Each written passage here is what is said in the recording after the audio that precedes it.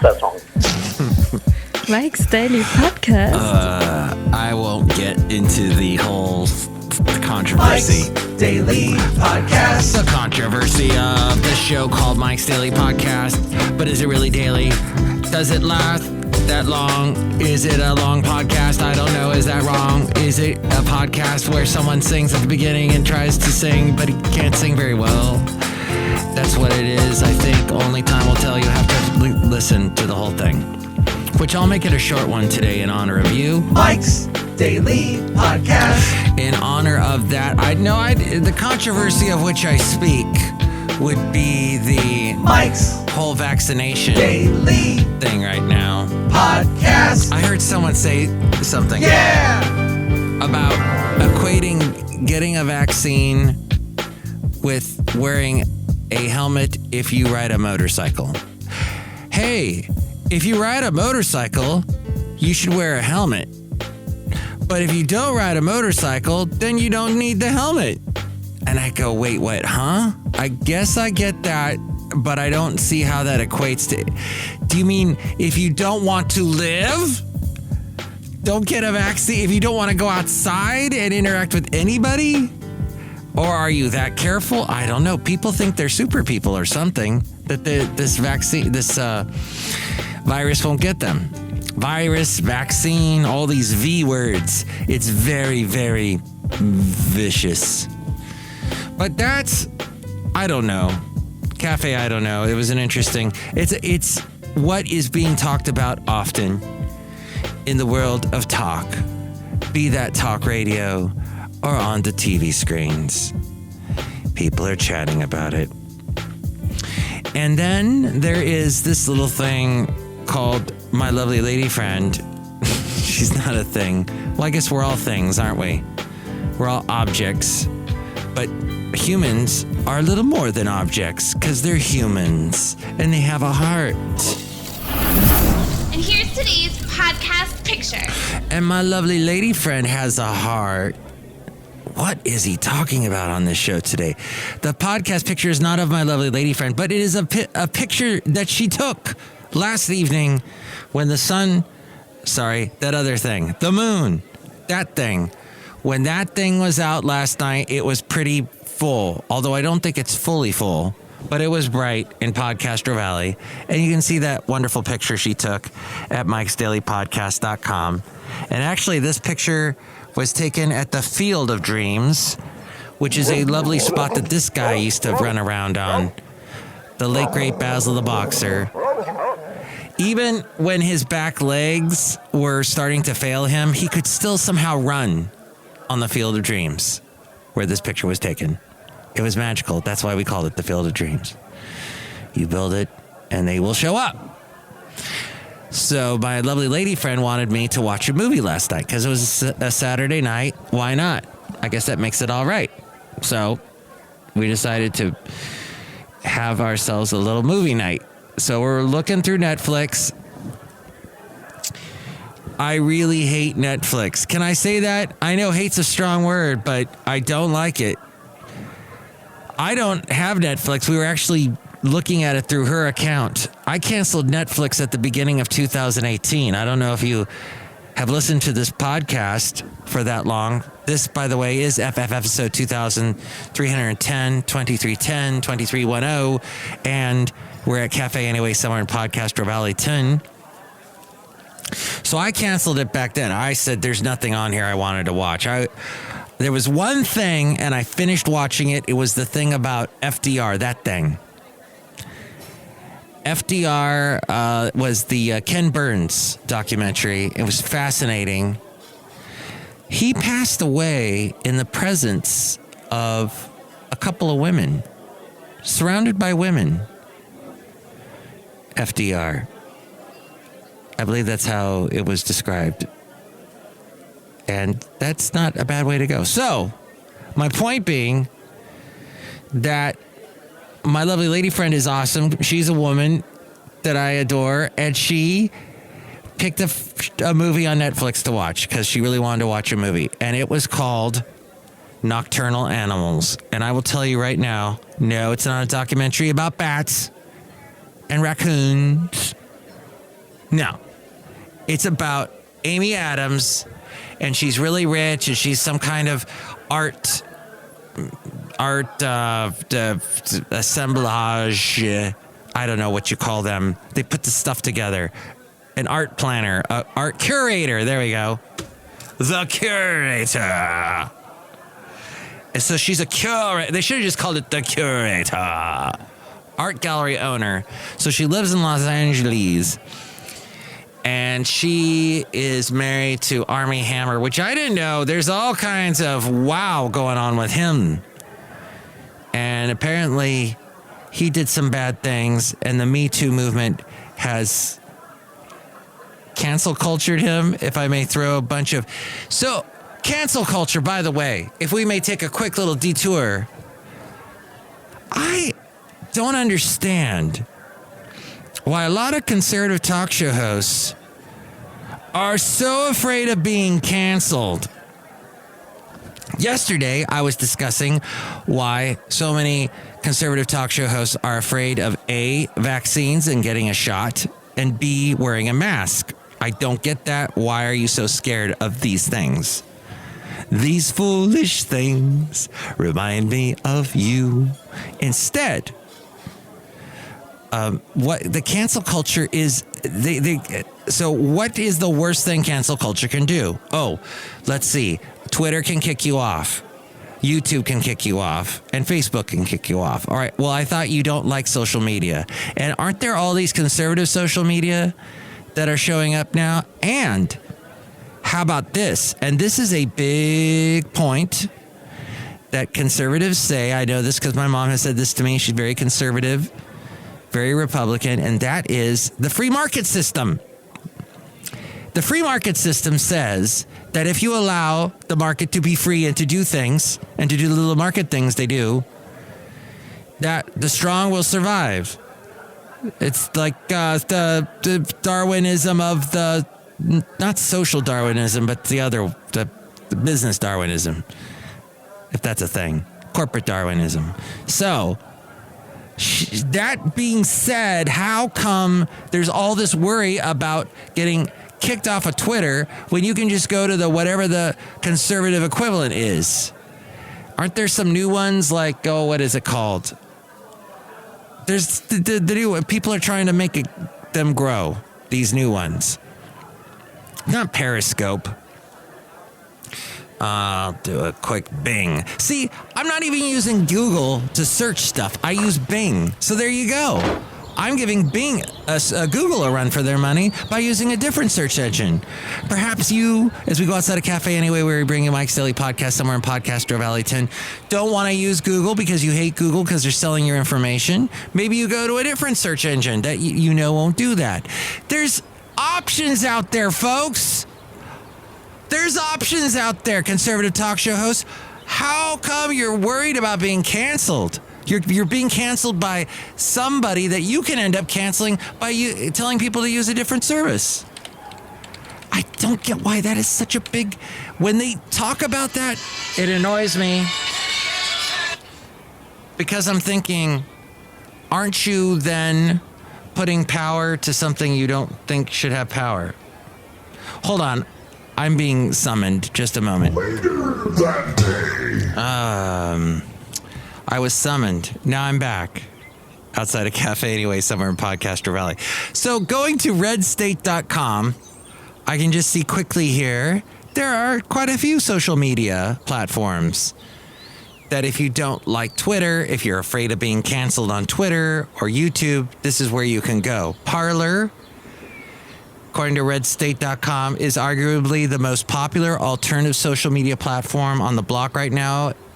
It looks and feels similar to Twitter, so you won't experience much of a learning curve upon joining. Then there's BitChute. BitChute, it's, let's see, a video creator, video channel. It's like YouTube. BitChute, and it's like CHUTE, BitChute. Okay, maybe not the most memorable, but that's what some people are. The great thing it says here about BitChute is that it directly allows you to contribute money via the channel. BitChute does not rely on advertisers to pay video makers for their content. It relies on you. There's Minds, which is an alternative to Facebook. Gab. Oh, I've heard a lot about that one. It's Twitter/Facebook mashup. That's what that is. And MeWe. MEWE. And that's also a Facebook alternative. So, there you go. That's according to redstate.com. So why, with all that, so I don't get why that is such a worry. I guess there's nothing else to talk about. So they talk about that and vaccines and masks and boo-hoo. But still, I don't see where that this is a earth-moving discussion that needs to be made over and over and over again on conservative talk radio. But I did hear one funny thing from a host on conservative talk radio that I thought was interesting. It said, or he said, Biden's woke, but he's not awake. Which, I mean, I'm not going to comment on whether that's true or not about Biden, but it is true about a lot of people that I know that that consider themselves woke and they're not really awake in life in other areas, I guess. But this all goes back to what we used to call politically correct, being PC and all that sort of thing. Oh, I got a text, everybody. While I'm doing the Mike's Daily Podcast, I got a spam. Deesh. And that's so I'd like to cancel that spam that I got sent. Cancel culture. All right, so enough of this topic and Nocturnal Animals, just a horrible movie. The premise, so she's a museum or some kind of curator, art curator. Her husband's cheating on her, Armie Hammer, played by Armie Hammer. She gets a book from Jake Gyllenhaal, her former husband. He writes a book, and it's inspired by their relationship. So guess what? In the book, there's murder, rape, violence, horrible things happening, which you have to watch in the movie in painstakingly slow detail. And you know where it's going, and you're like, I don't want to see this. So we turned it off. My lovely lady friend once made me watch another horrible movie, this one with Frank Langella and Cameron Diaz, called The Box. Yeah, you've never heard of it either, I know. So this was also on Netflix, and it was such a bad movie, and I sat through the whole thing. I remember it was a hot, horrible day. Oh, it was the day that after watching the movie, we got in the car. We were just so upset, and we still had Basil, the late great Basil the boxer, and we said we got to get out of it. We got to go somewhere that's cooler. So we headed towards the bay from Podcastro Valley, and I said, let's just go to Half Moon Bay, even though it's Sunday. It's late in the day. It's about 5 o'clock. We probably won't hit any traffic. We did not hit any traffic. We got there in about 49 minutes. And at this point, the traffic going the other way was pretty bad. But we had a wonderful day at the beach. I posted a podcast picture of that spot actually yesterday. We went there yesterday, on Wednesday we went there. But that spot where we went to on that particular day after watching the horrible movie called The Box, that's where we were this past week. But with Basil the Boxer, I posted a podcast picture with him sitting on the beach. I believe it was from that trip that day. I think it was either last week or the week before, one of the recent podcasts. At any rate, so what it is when I'm watching a movie that she has told me, oh, let's watch it. And I say that it's going to be horrible, and I just yell out The Box. Or I say box is just one word. And that's the code word to say, turn this thing off. It's going to be terrible. Now, here's the thing. Ferocious Animals was adored by critics. Any There's like not a single movie critic that did not love nocturnal animals. You look it up on Wikipedia. There's not a bad. Everybody just, this movie was the best thing ever. Oh, the director is the director that also did the Quiet Man or the Crying Man or something, the Colin Firth movie. And so everybody's, he's the best director ever. He did that one with Colin Firth and Juliana Margulies or Julianne Moore or whoever the heck it was. Julianne Moore. Thank you. And, so anything he touches turns to gold. This movie came out in 2016, and I didn't even know it came out in 2016. I only know because we started watching it last night. It grossed... how much did it make? Oh, who cares? It made a lot. It made millions. Good for that. I think at this point, though, there's probably not a single Jake Gyllenhaal movie that has ever been made that I like. I can't think of a thing. Oh, but Mike, what about that Spider-Man one he did recently? Yeah. Good for you. And at this point, Amy Adams, there's really not that many movies I like by her anymore. She did The Muppets. Oh my gosh. I sat through that thing. I don't have patience anymore for movies. This is why I'm on YouTube all the time. Yes. Should I go on that other, what was that? I've already forgotten what the name of that Red State channel is. Should I go on that and watch videos instead? There is just nothing out there. The movies are all trite. The actors, I mean, come on. How many art gallery curators do you know out there? That is not a common profession. Give me a common profession that everybody has. Car mechanic. I know a lot of car mechanics. Why is it that my car needs serious help right now and I don't take it I gotta take it to one of the people that I know, because I apparently know a lot of car mechanics. Or I know a lot of people that work in all kinds of different things and facets of society, but no art gallery curators.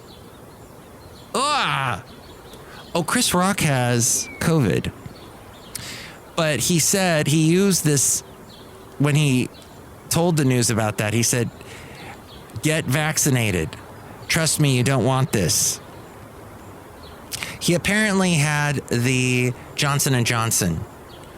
And supposedly he jumped in line because he was a celebrity. So, at any rate, yes, you can get COVID even if you have been vaccinated. But the CDC said you're like 11 times more likely to die from it if you have not been vaccinated. I think that was the quote. I just clicked that and turned it off on my computer, what that said. And sorry, I don't have the absolutely accurate details about what that is. But let's say you're being threatened by people telling you need to be vaccinated. Let's say you're being threatened by people that say, I'm going to cancel you. I'm going to cancel you because this is the culture in which you live. You don't belong in this culture anymore, so I'm going to cancel you. Let's say they say something rude like that to you. How do you deal with threats? We deal with danger all the time in our lives, both real and perceived. That means it's not really there, but you perceive it's there, though it shows up differently for all of us. The same environment can be safe for one person, but present a threat to another. Just imagine a swimming pool for a swimmer and a non-swimmer. Or two friends, one white, one black, being pulled over by a police officer. Sometimes simply hearing about a threat, such as when we read about climate change in the news, can trigger debilitating fear. In addition, the impact of real and perceived threats is often the same, meaning that we can experience the same heightened sense of fear, whether there is a car barreling down the street toward us, or we are watching a frightening movie, like something with Amy Adams and Jake Gyllenhaal. The following techniques can help with many of the threats we deal with in our daily lives. Life-threatening danger requires immediate responses, but Learn to distinguish between real and perceived threats. In order to learn effective responses, it is important to discern between threats that present actual harm and those that only feel real and cause unnecessary anxiety. Mindfulness, or paying non-judgmental attention to your moment-to-moment experience, can help you begin to notice your reactions when you feel threatened. Perhaps your heart begins to pound or your skin feels hot. When you notice your fear response rising, can you ask yourself, am I in real danger? If so, what can I do to protect myself? If you are not in immediate danger, take a deep breath. Acknowledge that you are frightened and practice self-compassion. Once you have calmed a bit, you can decide how to proceed, how to move forward. Mindfulness can be a helpful practice for reducing stress by helping you come back down after perceiving a threat. You can take a quick, purifying breath. Inhale, take in a light love and healing energy. What? I don't know. How do you do that? How do I get a big dose of healing energy? Well, this is more of you picture this in your mind, that you are pulling in clear, bright, sparkling energy, and that you're trying to become brighter. Okay? I guess sort of you're visualizing this, and then you exhale, fully releasing any tension, anxieties, or worry. You may picture it as darkness or fog. You're getting rid of the darkness. Breathe out the fear, the anger, the sadness. I have to say, so much of what you hear on talk radio has to do with fear. That's not good. So much of what you see on television, those political channels, has to do with fear. Heck, it doesn't even have to do with political channels. It's this one's, what's that one? Pick any channel, pick any show that's news oriented. They try to use fear to pull you in. It's all about the sensationalism. If it bleeds, it leads. That whole thing goes back to the Rosebud guy, the Hertz Castle dude. Even if you are in a difficult situation, focus on what is happening right then. Don't waste time thinking about the worst that can happen. It probably never will. Just focus on what you need to do next. A good example of this is getting bad news at the doctor's. And this comes from takingcharge.csh.umn.edu, which is actually the University of Minnesota. And they're taking charge of your health and well-being section. So in this, they write about when Susan was diagnosed with diabetes, she went into a tailspin thinking about all the health issues she would have and how her life would be completely restricted. As a result, she didn't think to ask some clarifying questions about managing her disease. Later on, she found ways to manage her condition, and she realized how she could have handled the initial news more skillfully. If you know in advance you'll be in a fearful situation, plan what you can do. This is when it might be helpful to think about what could go wrong before you ever are in the situation. Learn as much as you can, come up with strategies and practice them. This is what the U.S. military does. Practice and practice until the behavior becomes automatic. If you are afraid of public speaking, you can start by getting feedback on your presentation style, then come up with ways to address your weaknesses and practice in front of a progressively larger audience. In addition, you can anticipate difficult questions or audience behaviors and come up with a plan. Finally, work collectively. Work collectively to reduce threats to personal safety. Collectively and individually, we need to look for solutions to real threats in our society, such as domestic abuse, gun violence, racism. While this might seem overwhelming, we can all find ways to do something. You can get involved in the neighborhood, in an effective activity, civic engagement. We can all do that.